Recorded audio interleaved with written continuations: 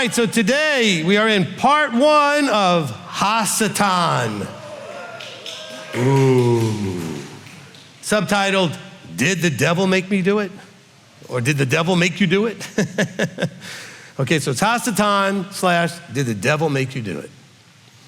I'm not sure if the whole theme will run that way. I just thought that was kind of a good provocative sort of subtitle, because it's one of the questions that needs to be answered in understanding his role in your life or how that comes to play, etc., okay, from Scripture, all right? All right, so first of all, you need to know that this is my least favorite part of all of this. It's just the very first part of anything, because I'm not really sure how to get that flow going. So we'll see how this goes today, and then once the flow gets going, it's no problem. Because when I look up the verses and find all the material as best I can, it starts to paint a picture for me of some certain things, and I'm not always sure if I want to take things thematically and go, okay, these verses always deal with this aspect of the issue and this verse is this aspect, or do I want to just go chronologically? And in this case, we're going to go chronologically. In other words, I want to go and learn about this topic of HaSatan in the order that the Scripture gives it to us, okay? So that we kind of see the progressive understanding and revelation that comes about over time. Does that make sense? All right, now, we're going to start in a weird way, though, okay? Because we're going to start in Genesis 3, where he is not mentioned at all. However, in Revelation, so that's why I'm saying it's chronological, but it's not, Revelation tells us that Genesis 3 is about him. So it's interesting. We're going to read Genesis 3, and then we're going to read Revelation to understand that's where it tells us the Genesis. Because if you just read Genesis 3, you wouldn't know what that was. Okay, because it doesn't say it in Genesis 3. But of course, most people read Genesis 3 knowing the other things. Is that fair? Does that make sense? All right. So what do I want you to get out of all this? I want you to get, as always, a much more accurate, clear, and correct understanding of important things that are coming out of your scriptures. Okay, it could be understanding a Torah command. It could be understanding a entity or being or somebody in here and their role. Okay. Be understanding your role and what's expected of you. So we've done things like understanding sin, understanding repentance, understanding all kinds of things, evil, right? Well, one of the things that comes up on a regular enough basis is that, well, I should start a different way. We are always trying to figure out our Creator and how that relates to us and how we should be relating with that, right? Understanding the Creator, which, by the way, I've been saying a lot lately, especially, that we just really don't understand him correctly. And I may have to do a whole teaching on that, but then again, we've covered the entire book, okay? But in all of the teachings, there's an aspect of the teaching that's focused on understanding him, because all of it comes from him, right? But one of the things that comes up a lot, especially in the more Christianized aspect of things, is this God-devil sort of battle, dichotomy, yin-yang, whatever you want to call it, these opposing forces, okay? And there's two key beings that they believe and understand to exist in a certain way, one being Satan or the devil, the other being the Creator, the Father, okay? Of course, there's also the Son and how he mixes into that as well, but really it's this other battle. Now, but I believe, I know this is surprising that I believe this, but I believe we don't understand, once again, that one of these things that we don't understand it correctly. We just don't, okay? And we're going to look at and try to understand what this actually says about HaSatan, the devil, and those things, okay? So let's begin in Genesis 3, okay? And as we start reading and where these words come up describing this entity or this relationship or this behavior, we're going to go ahead and use the definitions of those words as they come up. So we'll start looking at definitions instead of doing it up front, as it comes up, okay? As we see the words pop up. So in Genesis 3, all right, in verse 1 it says, "And the serpent was more crafty than any beast of the field which Yahweh Elohim had made." Now bear in mind, this is a new thought. It's not a continuation of anything that happened in chapter 2, right? This is now, we're starting a new thought, right? Because at the end of chapter 2, they were both naked and yet they weren't ashamed, and he created the man and the woman and all this stuff. So now we have this new thing happening. There's a serpent introduced to the mix. There's only been two beings up to this point. I mean, there's been bugs and animals and creatures, but there's two beings, right? There's Adam and Chava. And so now we're getting the serpent. okay? Now, this serpent is the Hebrew Nachash, okay? And Nachash is translated generally as generally a serpent, okay? If that's the way you want to go. Now, there's other words that talk about fiery serpents, different word, okay? We see that in Scripture. Other words, where it says dragon, different word, okay? Other words say great serpent, different word. And so this is a Nachash, whatever this thing is. The word there is, that's the first place we see the word, Nachash. So this Nachash apparently was very crafty, more crafty than any beast of the field which Yahweh Elohim had made, and he talks. Okay, because the Nachash says, and he said to the woman, is it true that Elohim had said, do not eat of every tree of the garden? So this thing talks, whatever it is. We don't know what a serpent is yet, or a Nachash is yet. Okay, now remember, you're gonna swim upstream against everything you always thought you knew. And some of it will turn out to be true, some of it won't. Well, let's just pretend we don't understand anything and take it for what it says. So we're introduced to a creature that's very crafty and speaks. We'll leave it at that, right? That's what we know so far. And the question he asks is a question that's questioning what the Creator already told them. So apparently this craftiness has some guile to it, okay? Because we don't really know where is he going with these questions, but we know he's got an agenda, something's going on, right? And the woman said to the Nachash, we are to eat of the fruit of the trees of the garden, but of the fruit of the tree which is in the middle of the garden, Elohim has said, don't eat of it nor touch it lest you die. And then the serpent says to the woman, the Nachash, you shall certainly not die. So now, one of the first things the Nachash does is ask a question that may or may not already be in the woman's head to stir up a thought process. And then the next thing that happens is to say something that actually is in contradiction to what she was told. So there's an oppositional thing happening here, at least opposing a thought. He's saying, no, you're not gonna die. Elohim knows that in the day that you eat of it, your eyes will be open.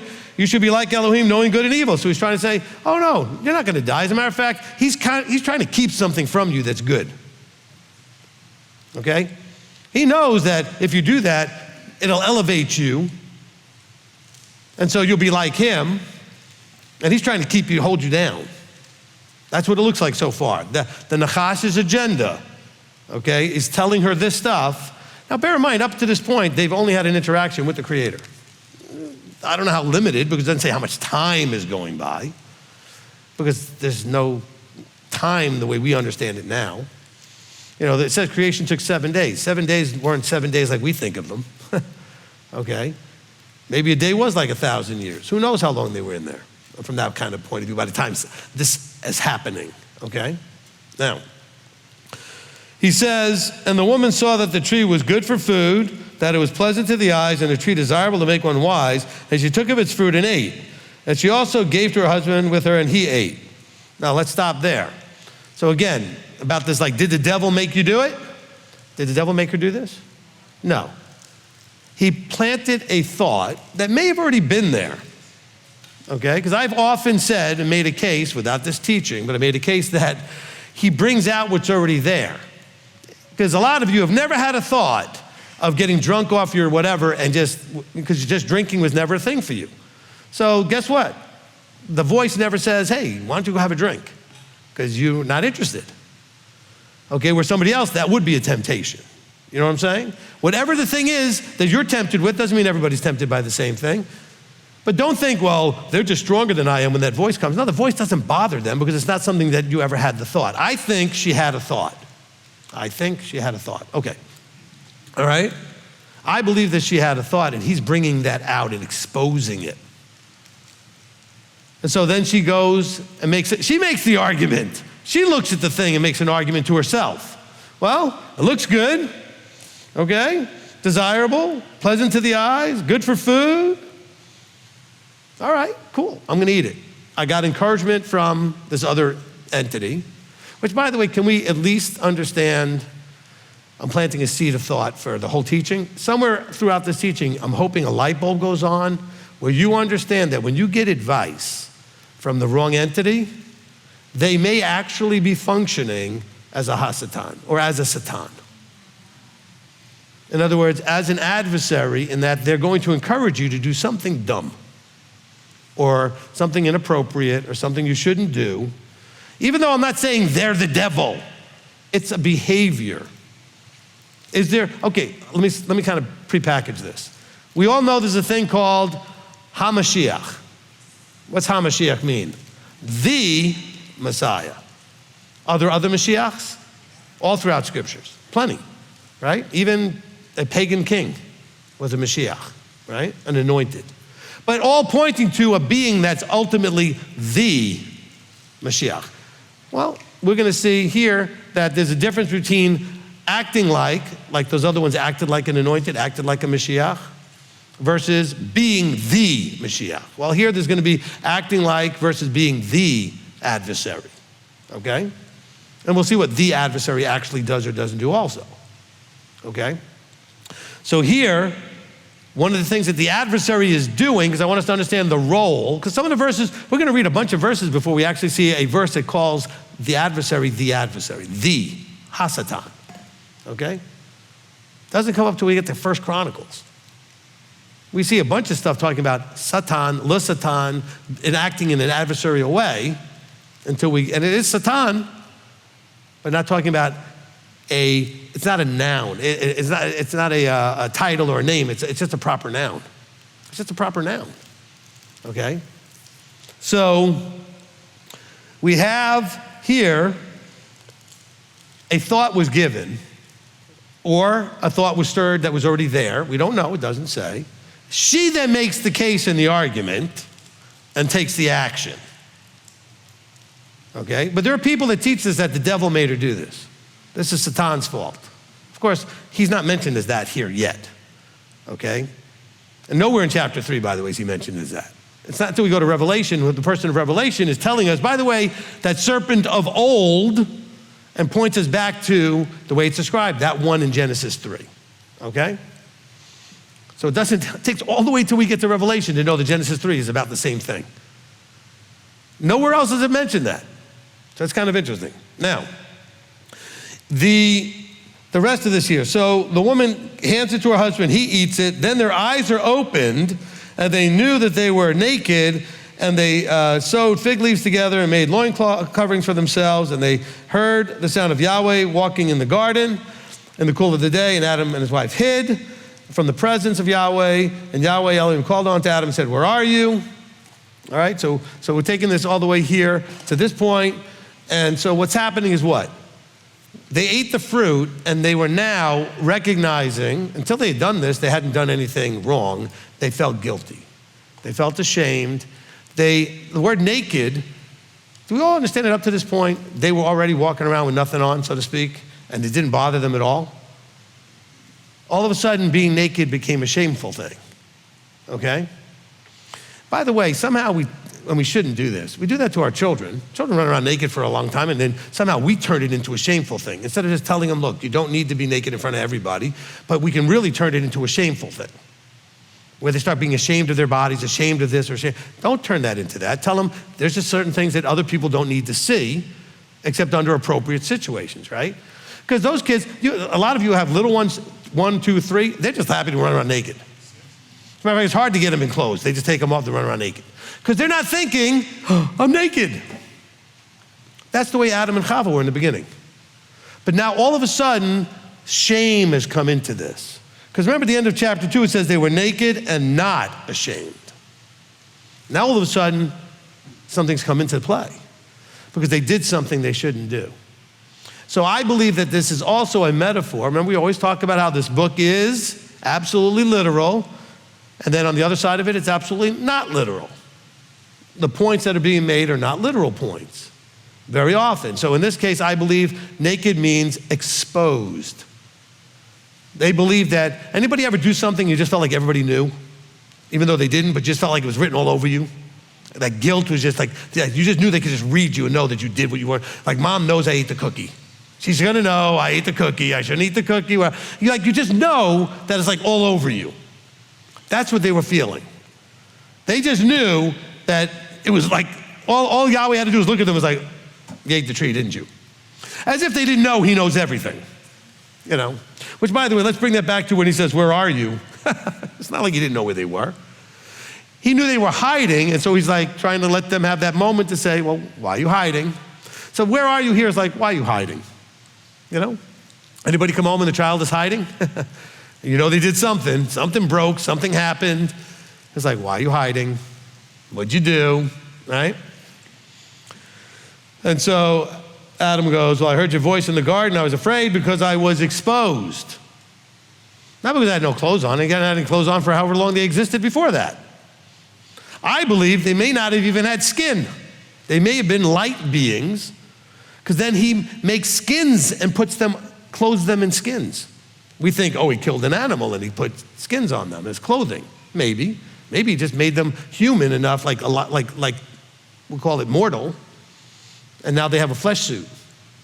So he put them in a flesh suit. So now all of a sudden they realize, I'm exposed.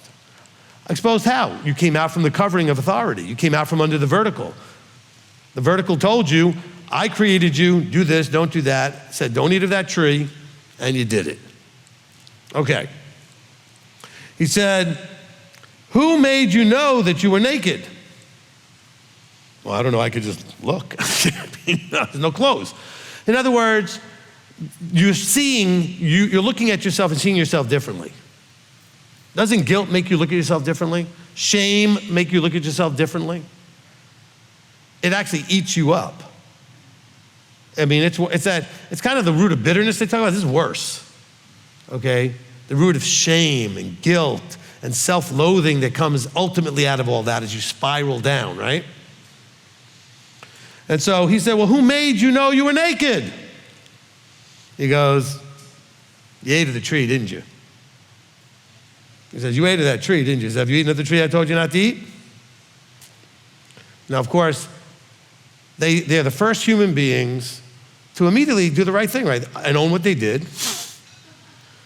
So look what happened. So in case you do this, which all of you do, okay? The first person that existed did it too. So the man says, well, the woman, you know.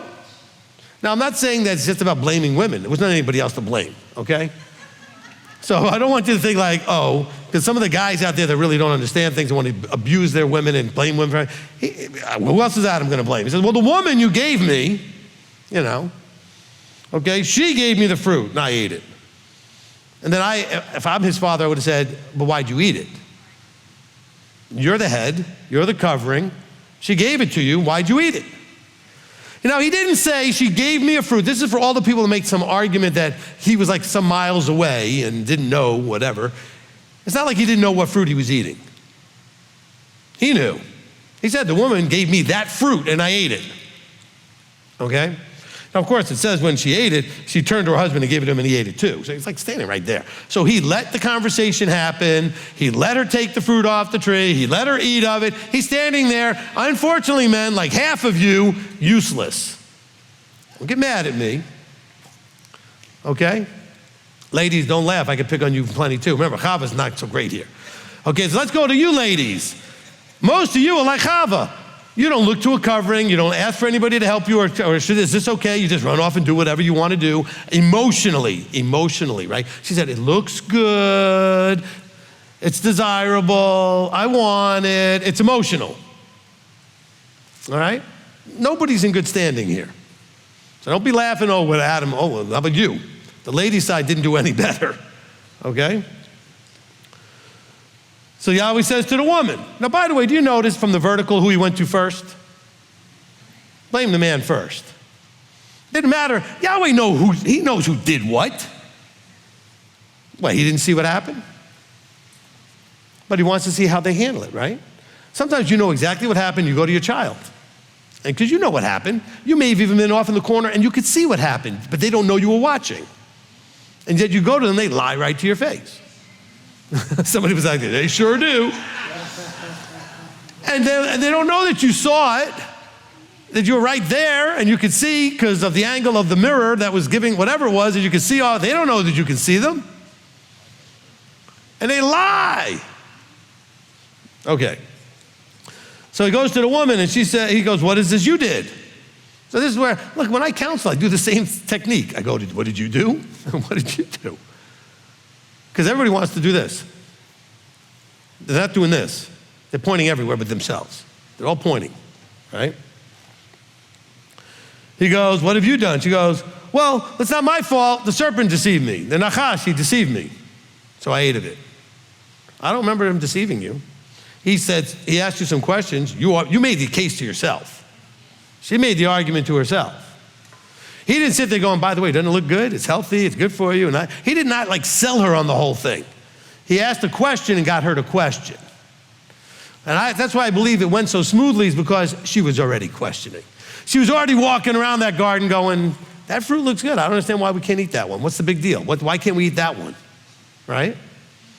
Well, maybe he said, because we'll die. Okay, now this guy's telling me we won't die. Okay, so who am I believing? I only know 2 other beings other than Adam. I mean, there's only 3 beings around. So why shouldn't I believe this guy? I don't know anything from anything. Literally just born yesterday. Well, I wasn't born yesterday. Well, they were. Okay, whatever yesterday looked like, when I said I don't know how long they were in there. And it wasn't a lot of experience they could have watching other people interact and do other things. And all of a sudden, the Nachash shows up. And so then Yahweh says to the Nachash, now notice he doesn't ask the Nachash anything. Anybody ever notice that? He asked Adam something. He asked Chava something. He didn't ask the Nachash anything. He says, because you have done this, you are cursed more than all the livestock, more than every beast. On your belly you are to go and eat dust all the days of your life. I think it's fair and reasonable, okay, just me, I think it's fair and reasonable, if we're reading this straight through, to picture that the Nachash was not on his belly crawling on the ground prior to this moment, okay? So don't picture the giant snake wrapped around the tree with its tongue hissing and the whole thing talking to Chava. I think this was a being that was just standing there talking like any other being that they would have understood. And the curse was to take that form, okay? So we now see snakes or serpents, general types of snakes and serpents, and be reminded of this type of cursing, okay? Just throwing that out there, all right? And I'm gonna put enmity between you and the woman. So there's gonna be an enemy role between your seed and her seed. So seed meaning those who come through a mindset, a belief system, you know what I'm saying? Because a seed is what?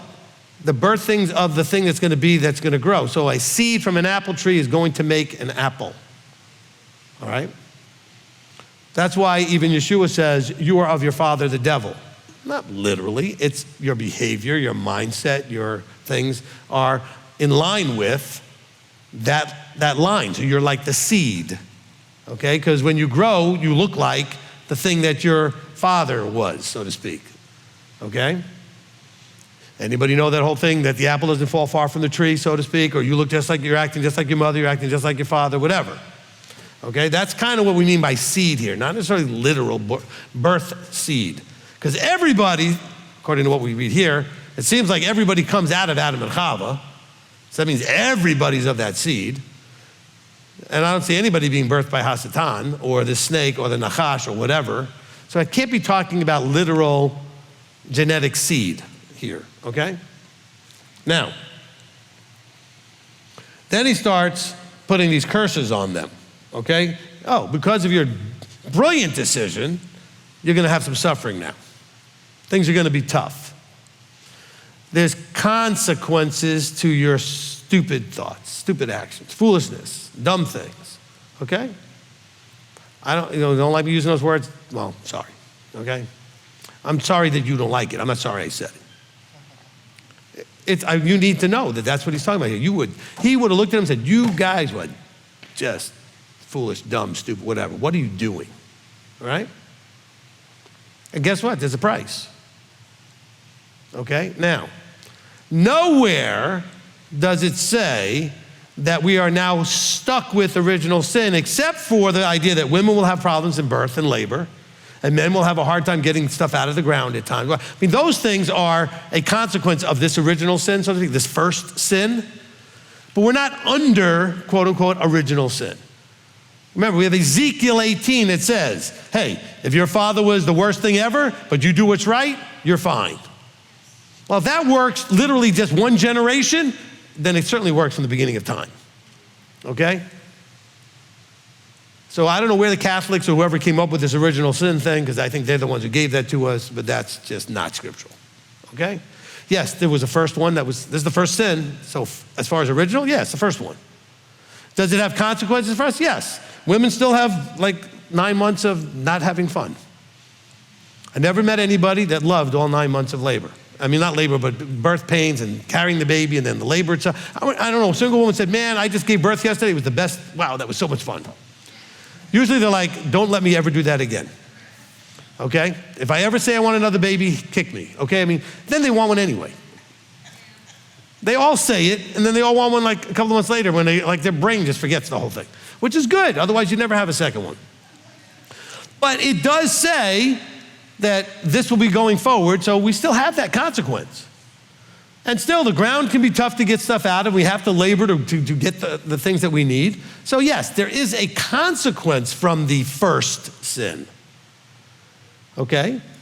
But we're not under, meaning we're just cursed because, like we as people are cursed. No, we are suffering some of the consequences of, look, we're in the dispersion because of what the geniuses did when they got kicked out of the land, right?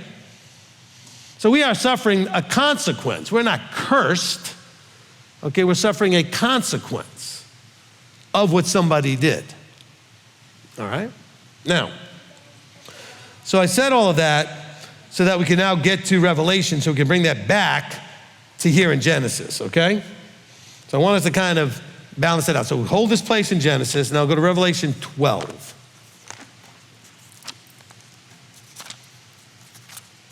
All right, Revelation 12. Because remember, we literally up until this point, everything was created, man and women, everything, the whole earth is everything, the sun, the moon, the stars, and all this stuff is created, and then we're introduced to this Nachash. Doesn't call him the devil, doesn't call him an adversary, there's no Satan word anywhere, there's no devil word anywhere, none of those words are anywhere. So we're now in Revelation 12, and we're gonna start we'll read verse 9, and then we'll go back and get the context, okay? So in verse 9, it says, and the great dragon was thrown out, that serpent of old called the devil and Satan, who leads all the world astray. He was thrown into the earth, and his messengers were thrown out with him. Okay, that serpent of old. Now, that doesn't necessarily mean it has to be that exact one from Genesis 3, but it's certainly pointing to something that's older. But we'll see this get even more clear when we get into the rest of it here. But let's go to verse 1 and kind of play this out, all right? And a great sign was seen in the heaven, a woman clad with the sun, moon under her feet, and on her head was a crown of 12 stars. Being pregnant, she cried out in labor and in pain and gave birth. That almost hints at Genesis 3. Labor pains, right? Another sign was seen in the heaven, and see a great fiery red dragon having 7 heads and 10 horns and 7 crowns on his heads. Okay, so dragon in the Greek is drakon, which means either dragon or huge serpent. So this is Nachash. This is not that same idea, okay? All right, from that point of view. Now, the tail draws in a third of the stars of the heaven, throws them down to the earth, and the dragon stood before the woman who was about to give birth to devour her child as soon as it was born, and she bore a male child who was to shepherd all the nations with a rod of iron, and her child was called away to Elohim and to his throne. The woman fled into the wilderness, where she has a place prepared by Elohim to be nourished there 1,260 days. And of course, we can start lining up all this stuff. Please don't get all eschatology on me. I'm trying to make a point that's Genesis 3, not end times eschatology, okay? All right. And there came to be fighting in the heaven. Michael and his messengers fought against the dragon, and the dragon and his messengers fought, but they were not strong enough, nor was a place found for them in the heaven any longer. And the great dragon was thrown out, that serpent of old called the devil and Satan, okay, who leads all the world astray. He was thrown to the earth, and his messengers were thrown out with him. And I heard a loud voice saying in the heaven, now have come the deliverance and the power and the reign of our Elohim and the authority of his Messiah, for the accuser of our brothers, who accused them before Elohim day and night, has been thrown down. So now we're starting to see a description, at least here, of Satan, devil, accuser. That part we're seeing. This is an accuser. Okay? He says, and they overcame him because of the blood of the Lamb and because of the word of their witness, and they did not love their lives to death. Because of this, rejoice, O heavens. By the way, that's a very interesting verse. They didn't love their lives, meaning like they were willing to die, to do what they needed to do.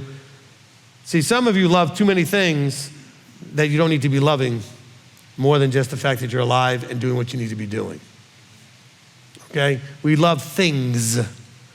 We call that materialistic stuff, materialism. You love stuff.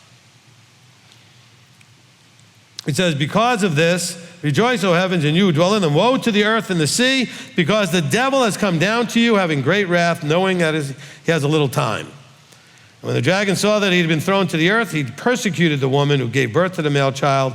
And the woman was given 2 wings of a great eagle to fly into the wilderness, to her place where she is nourished for a time, times and half a time. Again, we're trying to just get through this picture here.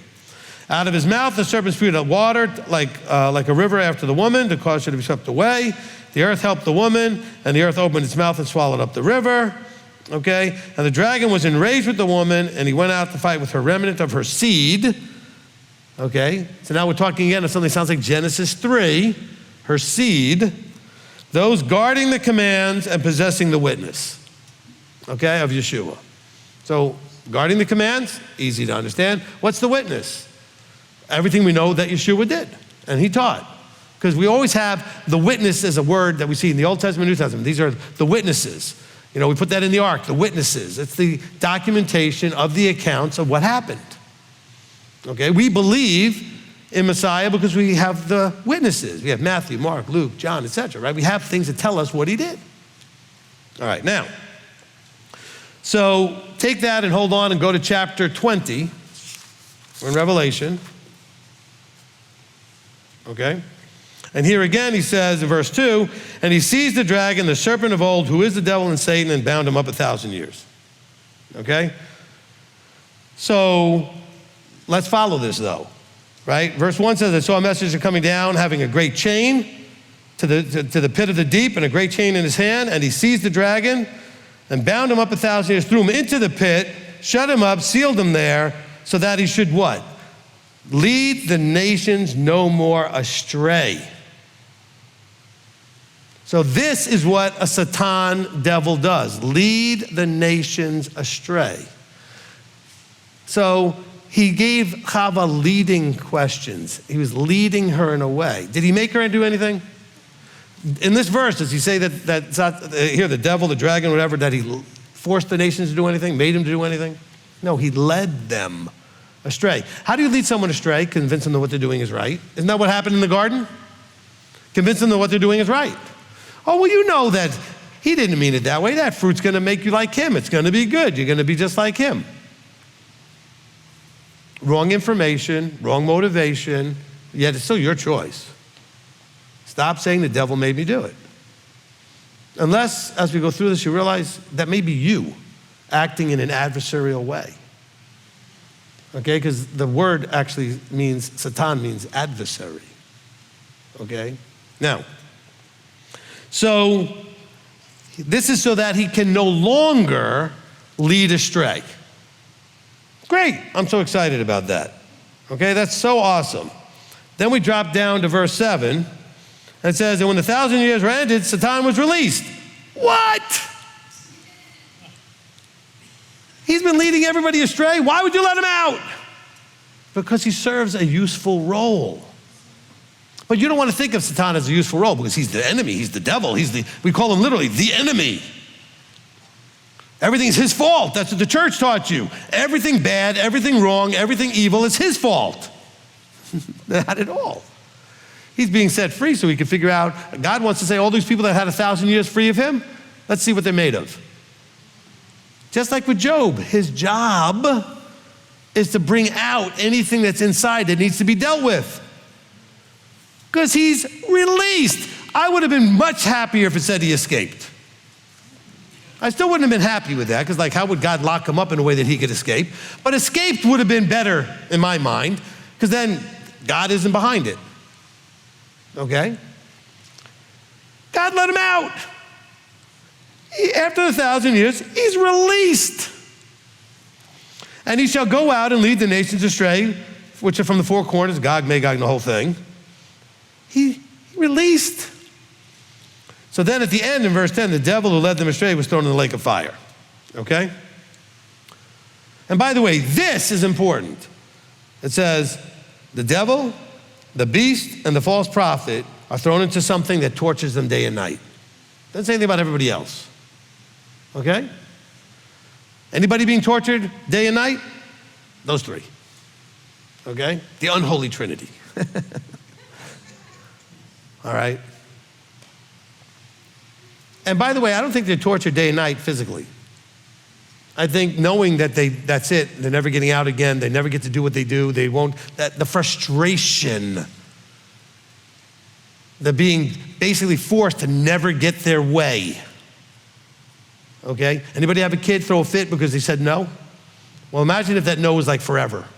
That kid would throw a fit forever and only get worse and worse. That's torture, even though nothing physically is being done to the kid. Okay? So I don't think that that's necessarily a physical torture, but that's just my opinion, okay? But the point is, those three are thrown in the fire, all right? By the way, also thrown in the fire in verse 14 is death, okay, and the grave. I don't see any people being thrown in, okay, and tortured. I do see John 15 where he says that those who are not in me and don't stay in me are like the branches of the trees, like kindling, that are thrown in a fire and poof, they're gone. I see that. That's talking about people. Okay, here I don't see it. It definitely says the devil, right? It says the beast and the false prophet, which all three of those are supernaturally imbued in some way. All right? So, you know. Okay, now, so even here in Revelation, it doesn't really say that chapter 3 of Genesis really is talking about this beast, but we can guess there are hints. But that's all we have to work with. Can we all agree? If we're going to just be straightforward and honest, the only thing we have to work with that Nachash is literally this being, is because Revelation tells us the serpent of old. But of old could have been, let's see, Revelation is at the end. I mean, John is writing this after Yeshua has been resurrected, after all of these other things. So this is somewhere 4,000 years after creation, right? At least 4,000 years after the garden incident. So there's lots of things that could have been of old.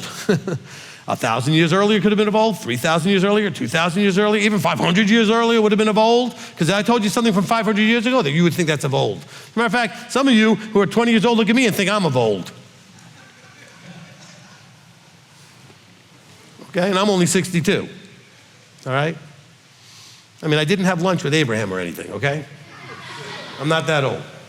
But, okay, we can, I guess, make the link. And I'm okay with that link, because the verse is describing the same behavior, the leading astray, okay? Isn't that what the Nachash did? Okay? The Nachash did a leading astray, an influence to do something you shouldn't do. Influence, not cause, influence. All right, now, because think about it, all these people were for 1,000 years without him there, doing whatever and being as happy as could be, whatever. Why would they just now all of a sudden, for no reason, listen to this released entity, unless there was something inside that would resonate with whatever he was selling? Okay? There's got to be something in there that resonates. See, that's why you guys will go ahead and find lots of Satans in your life, because you go to the other broke person, or the other person with the bad marriage, or the other person with the same psycho-emotional problem you have, and you go get advice from somebody who is not really going to help you, because they're happy to have you be as miserable as them. So that's going to lead you astray. They're going to get influence that's going to resonate with you.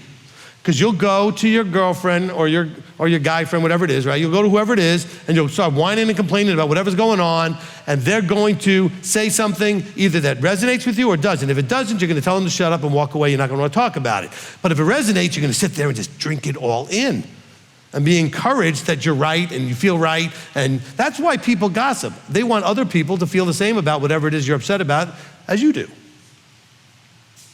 So if I'm upset with whoever, right, person A, and I'm talking to you and you're person B, my whole reason to talk about person A is to get you to feel about them the way I do. Do you know that, what that person did to me and blah, blah, blah, blah, blah. I want you to think the same thing I'm thinking about them. That's gossip, okay? That's a big part of Lashon Hara. It's influence. I'm not making you do this. You can sit there and go, hold on a second, I wasn't there. I don't know what really happened. I get that you're upset about it. Oh no, but if this is your girlfriend, you're like a girl, like it's a good friend, it's your real close friend, you're gonna be like thinking that woman's husband is the worst thing that ever existed because you just believe whatever she's saying, okay? Let me ask this question to the ladies, men too, because men don't normally talk about stuff with other men about their spouses and everything else as much.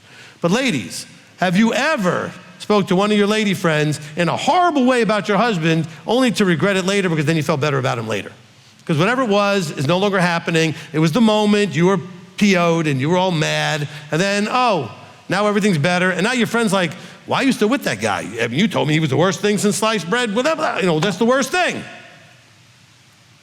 See, notice I use sliced bread because sliced bread's terrible for you now, just know that. Okay, but he's like the worst thing. Now, you're telling me everything's great?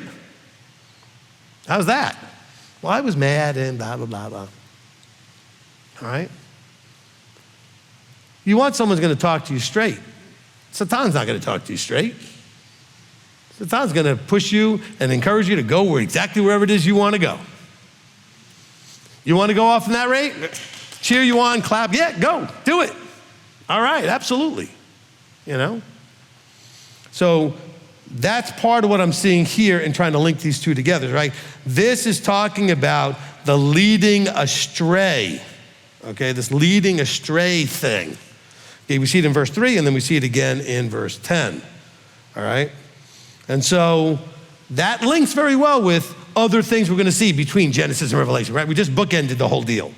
Genesis 3, Revelation 20. So we have almost the first chapter of the scriptures and almost the last chapter of the scriptures, right? And then so we have this bookends going on here.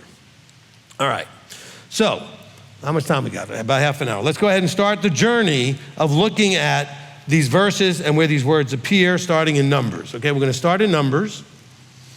And this is something we covered not too many weeks ago with the Torah portion, Balak, okay?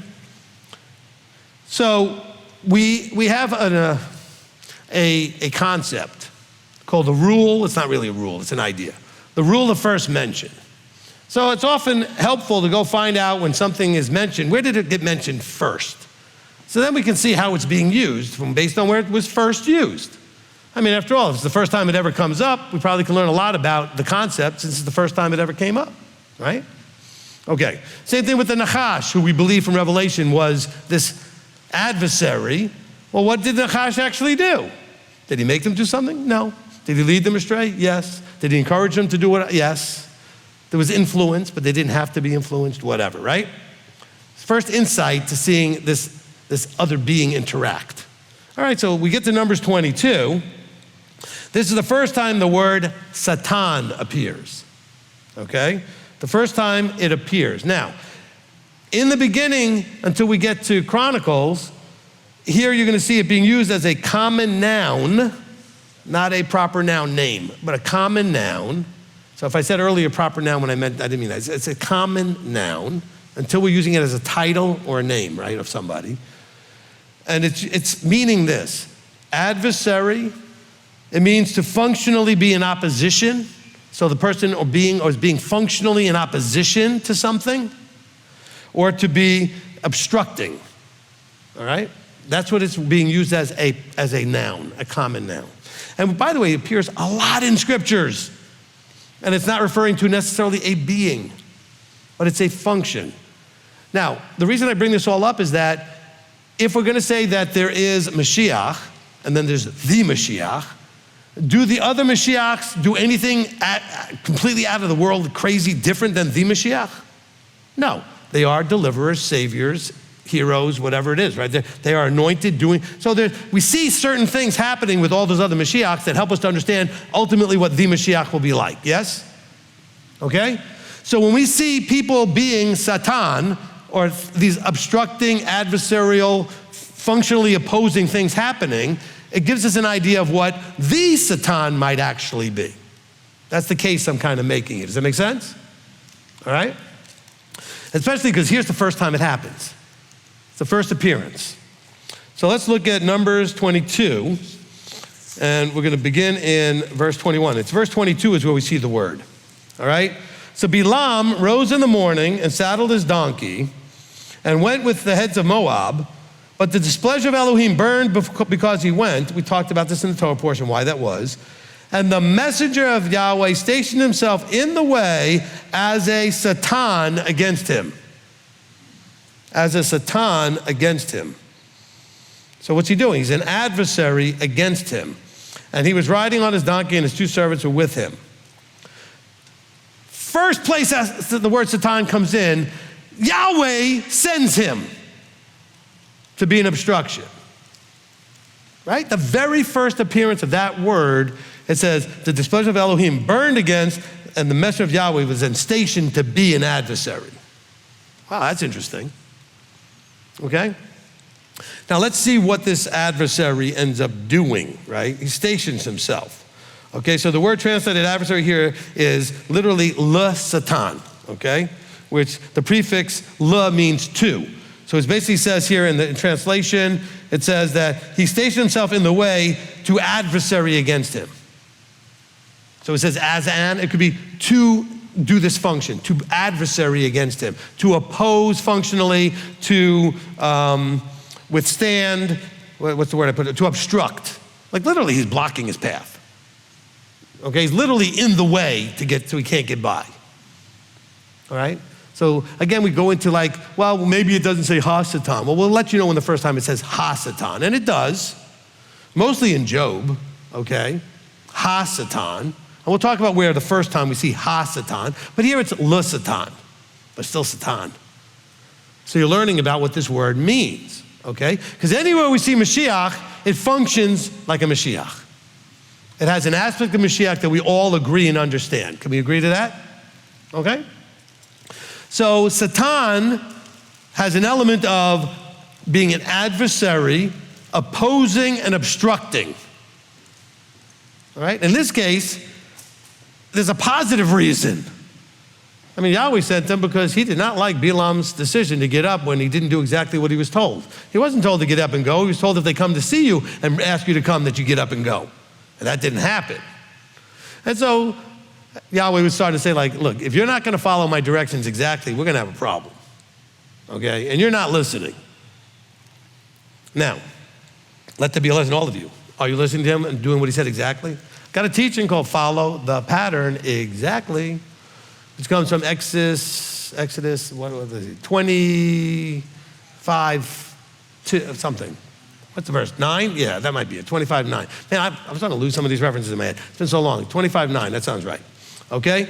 So, where Moses basically, Yahweh says, look, I want you to follow the pattern I showed you that up on the mountain and follow it exactly.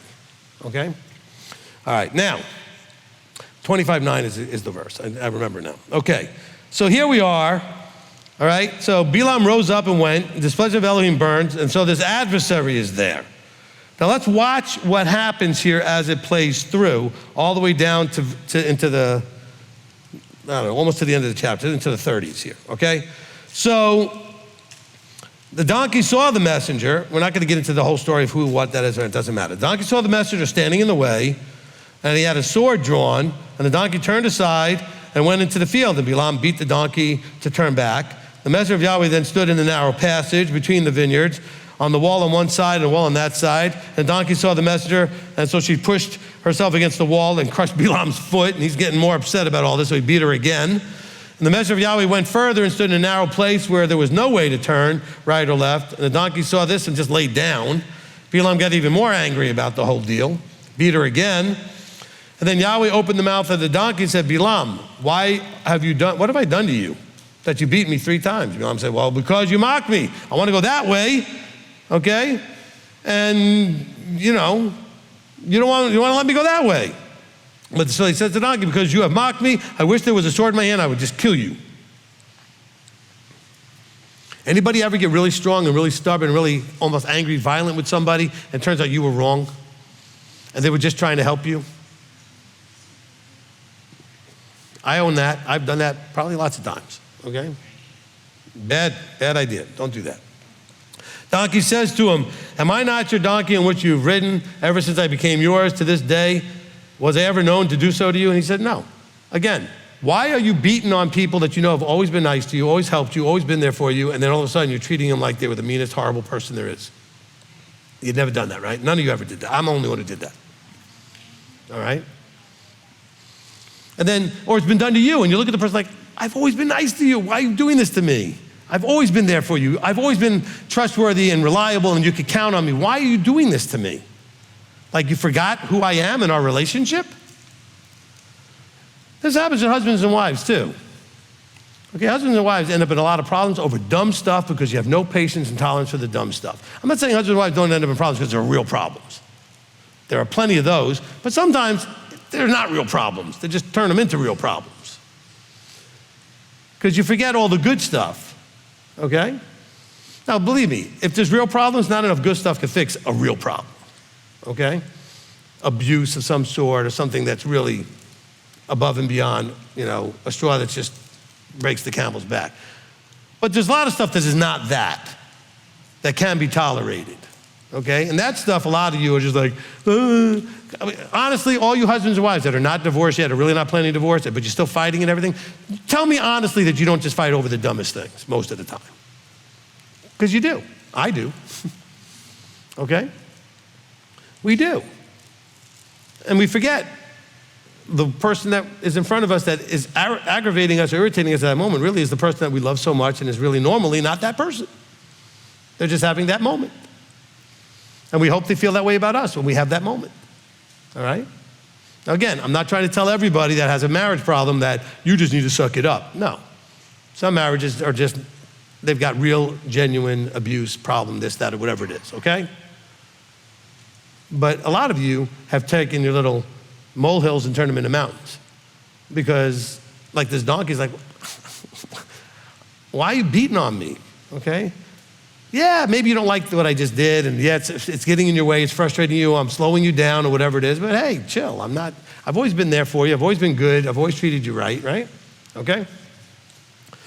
So, then Yahweh opens Balaam's eyes, and he saw the messenger standing in the way, and he bowed his head and fell to his face. Now, by the way, how many times have you, in a relationship, your eyes then get opened, you realize, I was wrong. I completely got it wrong. I completely missed this thing, I just got it completely wrong. Okay? I don't see it here because this doesn't happen. You really don't see him go to the donkey and apologize, all right? But you need to own when you realize, oh man, I'm so embarrassed. I made such a stink. I made such a hard stand, and I was wrong. I mean, none of you did that. I've done that, but I know none of you have done that. Okay? Been so wrong, but so strong about the fact that you were right, only to find out you were wrong. That's bad. That's bad. And now, it's not bad that you do that. It's bad enough. What's worse is that you don't own it. You need to go back and be as humble as can be with your tail between your legs and say, man, I am so sorry. I just threw my bluster out there, but I was wrong. I owe you big. Please forgive me, okay? But that please forgive me's got to start with owning, I was wrong. Oh my gosh, you were right, I was wrong. I don't know what I was doing. Because every one of us has been like crazy adamant about something only to find out you were wrong, haven't you? Okay? We play the have you ever been wrong game, remember that game, right? Okay, some of you are watching don't know, go watch enough teachings, you'll hear it. It's in 5 or 6 of the teachings. All right, now, so he goes, the messenger of Yahweh says, why have you beaten your donkey these 3 times?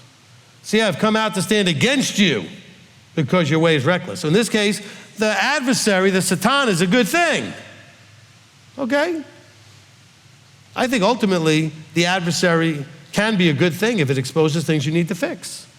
I'm not saying you should be a fan of the Satan. I'm just saying is that the role has a function that if you look at it properly could be beneficial. All right? Not fun. It's only bad if you listen to it, if you allow it to influence you. Okay? If you look at what it's trying to expose, Chava could have said, oh, no. I'm not listening to you. I'm going to talk to my husband first. You can talk to him. Ladies, how many times should you just say, why are you talking to me? My husband's right here. Go talk to him. Of course, he should have stepped up because he was right there and said, sweetheart, I got this. Let me talk to him. Some of you ladies would be like, no, you don't need to step in front of me. I'm a grown woman. I could do it. Ladies, let your man get in there. Okay? But also, men, don't treat your ladies like they can't do anything. All right? There's a balance to all of this. This is why we have the vows chapter, okay? Talking about when you make a vow and somebody gets to hear that vow, how they can annul that vow, okay? All right, it's not here where I can pull it up quickly. Okay, so, but that's with that vow thing, right? If there's somebody there to annul it, but then you have to have enough respect for your husband's right to annul it. Oh, he can't just treat me like I'm a kid. He's not trying to do that. He's trying to keep you safe, he's trying to protect you. I'm a grown woman, I protect myself. Why'd you get married?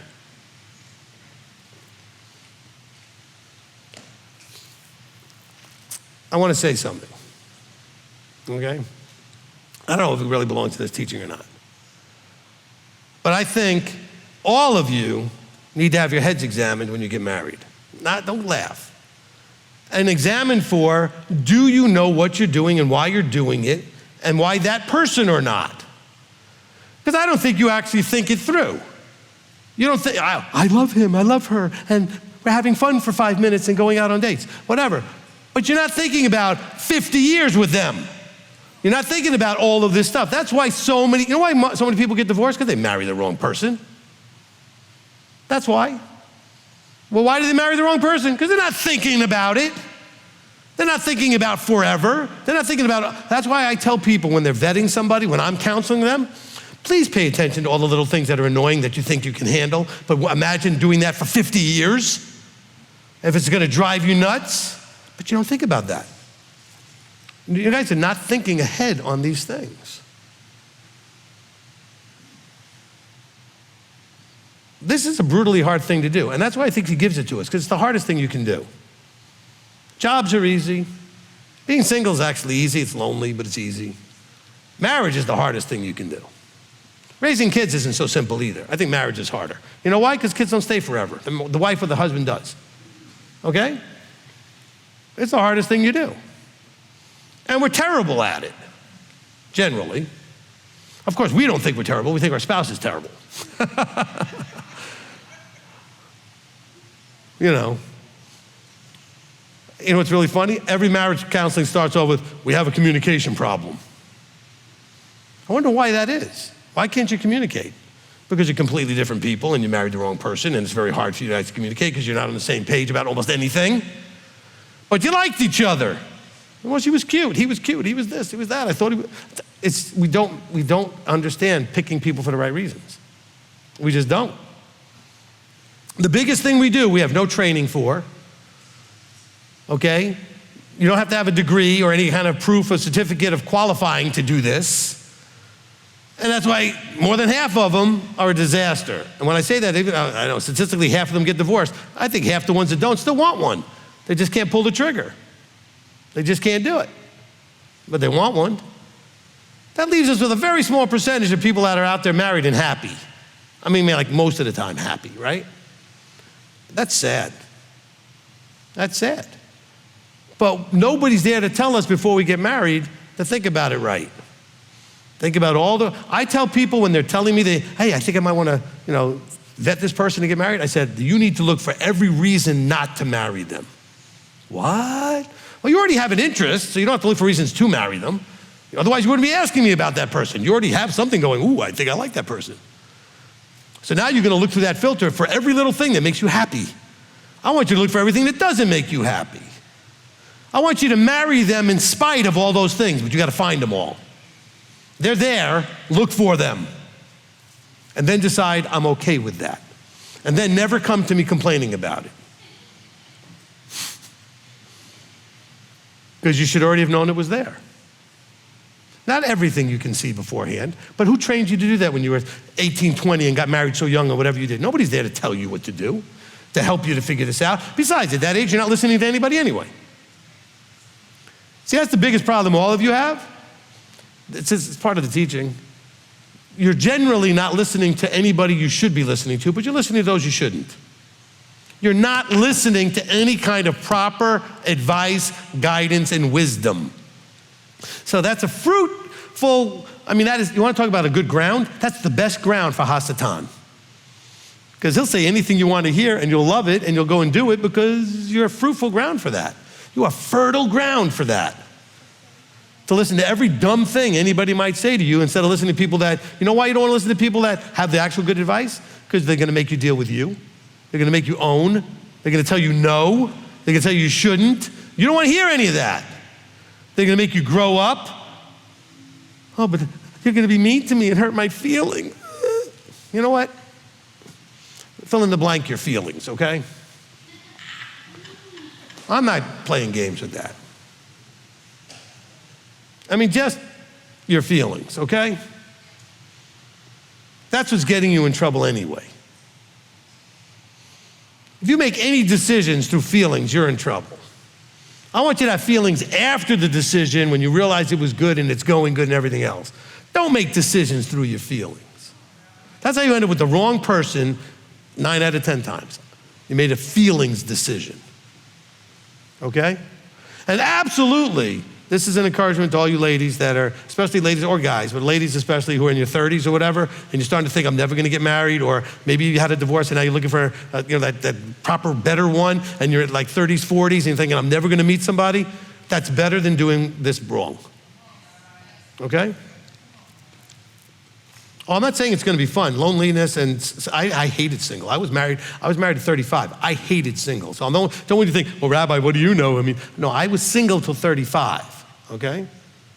Now, maybe that's not as old as some as you, but that's certainly enough where I could have the experience of knowing how much I hated being single. Okay? But it's still better than a bad marriage. I counsel a lot of bad marriages. Okay? Which is funny, because then I get attacked for how many divorces we've had in this congregation. It's not because of me. I'm not the reason they're getting divorced. I'm not the reason their marriages are bad. I'm not the reason why, whatever. But literally, people are attacking me like, oh, well, he must be doing something wrong. I had one lady come to the congregation, file divorce papers, then get angry and scream in my face that I didn't make her not do it. I was like, I never made you do it. You came in here screaming like crazy about your husband. I said, and this was more than once, I said, fine. If that's so bad, then divorce him. What else am I supposed to say? I said, or stop screaming and be okay with it. But it's my fault, because I'm supposed to be like all your pastors that force bad marriages to go on forever and torture people. Is that what you want? Does that make any sense to anybody? I talk to people married 30, 40 years, in their 60s and 70s, miserable because, I say, how long have you been miserable?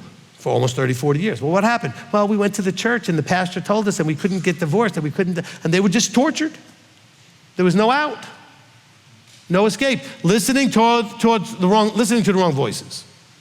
Okay? Stop listening to the wrong voices. Stop being afraid to listen to the right voices. Okay?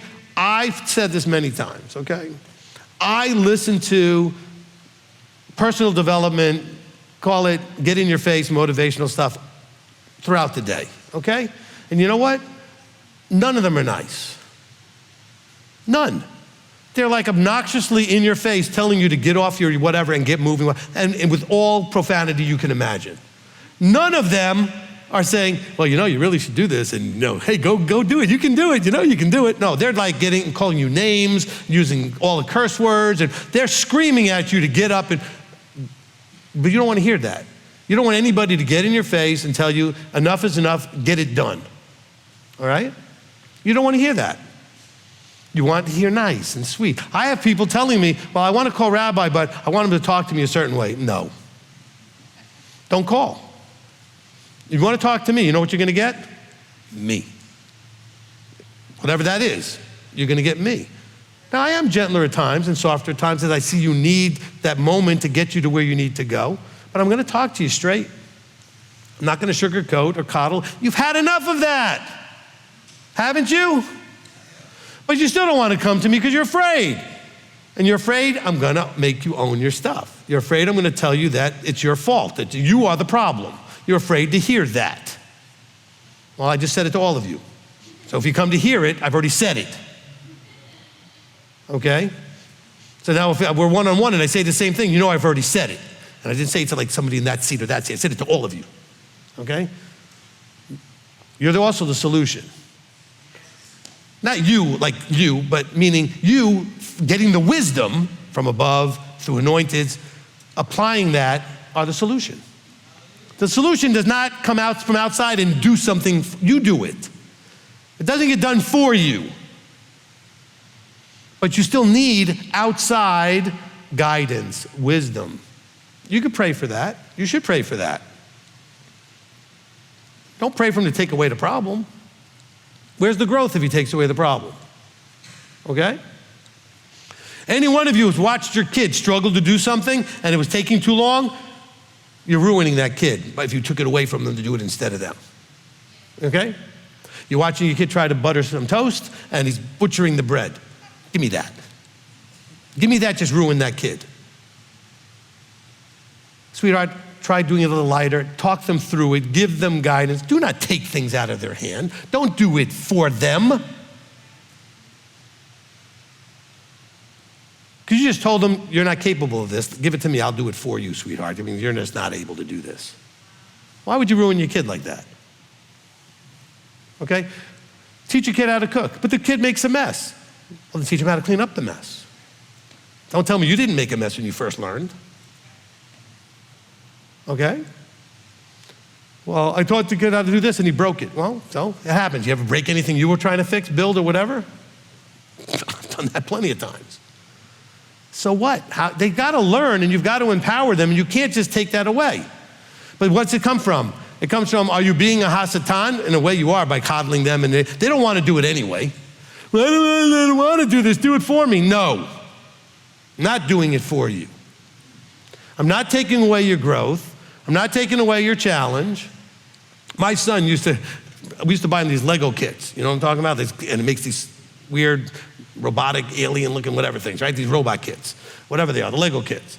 And he would start building it. I'd be in the same room with him on the phone, working on my computer, doing something. And he would get to some point where he'd say, Daddy, I'm stuck. I don't know what to do. I'm struggling. Can you come over? I said, I'll be there in a minute. Just keep going. Keep whatever. You'll figure it out, but I'll be there in a minute. And I would leave him alone, and I'd forget about it because I knew he would figure it out. And guess what? By the time I was available, he'd already finished building it. To the point where he stopped asking me because he started to realize he could figure it out. Okay? And I didn't even say no. I told him I would help him, which meant I was going to come over, look at what was going on, and see what guidance I can give him. I wasn't going to do it for him. Okay? But by leaving him alone, he figured it out. Why? Because he didn't want to wait. So he had two choices, wait for me or figure it out. But you guys don't want to do the work. You don't want to figure it out.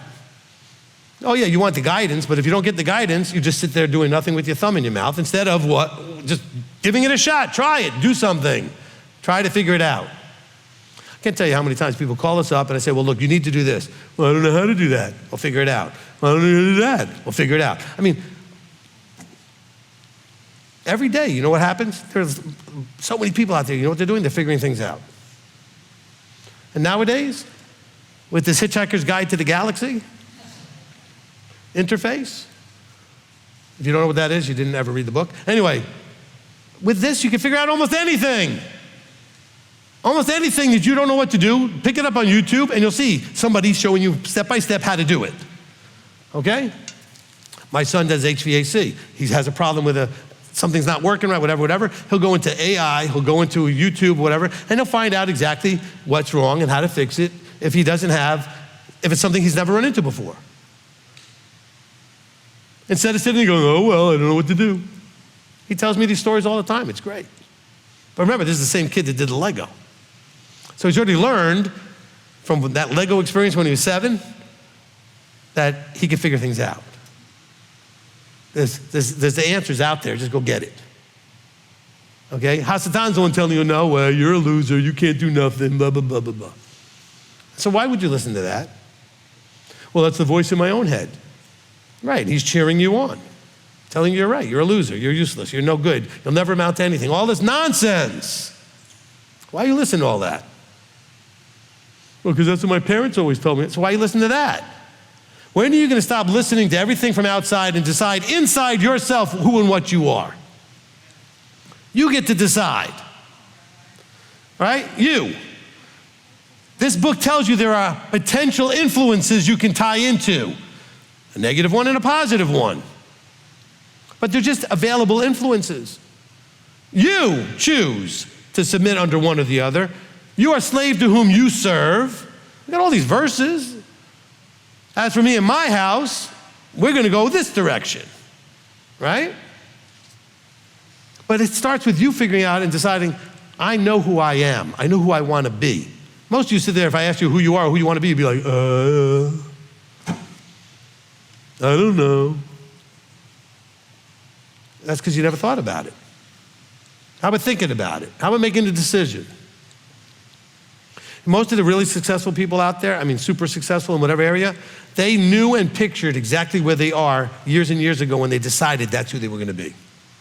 They knew what that was going to look like. You know what a lot of them did? They wrote it down. They actually wrote down, I am this, I am that, I own this, I did this, I accomplished that, I can do, whatever. They wrote all that down, read it to themselves every day until the one day they looked at it going, wow, I'm all of that already. Now I need to make a new paper. I've already got check, good. Now I got to aim at something bigger. But would you take the time to actually write something down? Oh, that's too much work. You guys won't even make a budget. Oh, that's too much work. Why wouldn't you work on you? Oh, it's too much work. Nothing gets done without work. Okay? Nothing. Working on you, working to make money, working on your emotions and your your head, working on your relationships, working on everything takes work. Marriage is work. All relationships are work. You're going to raise some children, you got to know before you ever have a kid, that's work. Everything. Everything. It's so funny, people look forward to retirement. Why? Why aren't you just doing what you want to do? Why aren't you doing something that makes you feel good? Why would you want to stop doing and just do nothing? There's nothing worse than that. Okay? Anybody been on a week vacation and like by the end of it they had enough? So if you can't even be excited at the end of that week to keep going, why do you think forever at a retirement, like being like never having to work and just being on a permanent vacation for years is going to work for you? Like all of us are thinking, I can't wait till I retire so I could just kick back. But you kick back for a week and you're bored. And you can't wait to get home and do something. Or 3 or 4 days even. Sometimes you take a short vacation and you're like, oh, I can't wait to get home and I got to go do something. What if you had nothing to do? That wouldn't be really exciting for very long. By the way, that's why a lot of people die younger than others after they retire because they never planned to have something to do. My parents did really well. They planned to have things to do when they retired. So they had busy stuff to keep them going and productively and whatever. They had stuff to do. My mom's now 86. My dad passed away at about 86, okay, a few years ago. A little older, I think he was. I can't remember the year, whatever. But the thing is, that's not bad. And they had stuff to do. They planned for that. There's still voices that are going to be like, okay, remember I talked about the 3 voices in your head? Yours, spirit and man, right? Yours, HaSatan's, which is the one just cheering you on to do whatever you want, so it's matching with yours, okay? And the spirit of Elohim, that voice of Elohim, that still small voice. Which one are you going to listen to? And by the way, most of the time when you blame HaSatan, it's still really your voice. It's you that wanted to do it. So stop saying the devil made me do it, okay? You did it because you wanted to do it. Nobody twisted your arm to go do whatever it is that you messed up doing, you know? There was a part of you. Remember when I did that thing where I said, you sickos? Because you do what you want to do. Stop blaming, All of you that are still smoking, but you don't want to smoke, don't tell me you tried to quit. You don't quit because you don't want to quit. You want to smoke. Up here, you don't want to. In here, you do. I want to smoke. I want to put the cigarette in my mouth after I eat, after I this, whatever it is you've connected it to, when I'm stressed, when I'm this, when I'm that. If you didn't want to, you wouldn't. There's no addiction you can't quit if you really didn't want to do that thing, if you really wanted to quit. Do you understand? You do what you do because you want to. Stop blaming Satan, stop blaming this. She wanted to eat that fruit in Genesis. He didn't work very hard to twist her arm. He didn't make a big sales pitch. She made the sales pitch. He just told her there wouldn't be a consequence. He said, hey, it'll be fine. She's the one who was like, well, it looks good and good for eating and delicious. I mean, man, that thing just, looks delicious. She wanted to do it. He knew that and brought it out.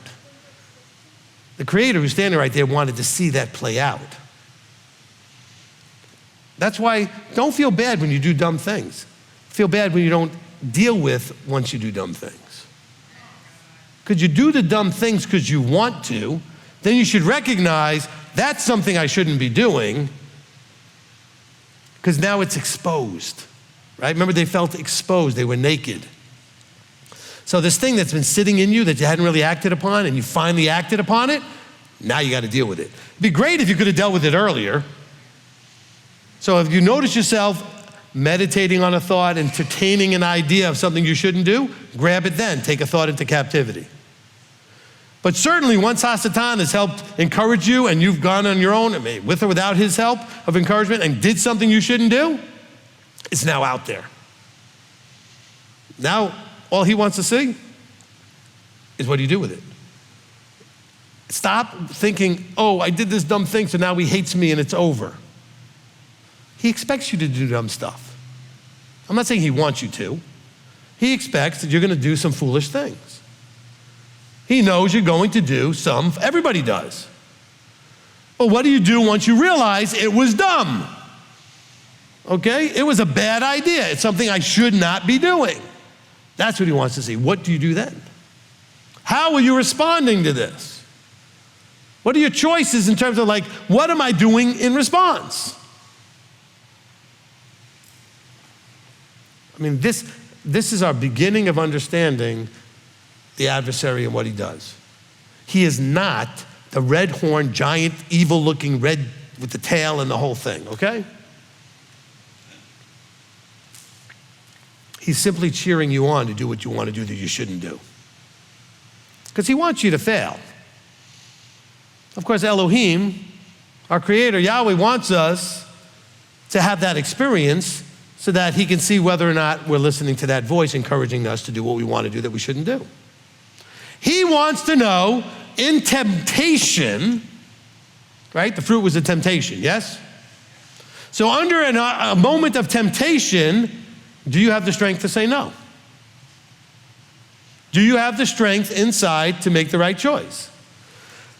Well, he's never going to know until there's a temptation, and he's never going to know until there's a voice trying to cheer you on to do the dumb thing.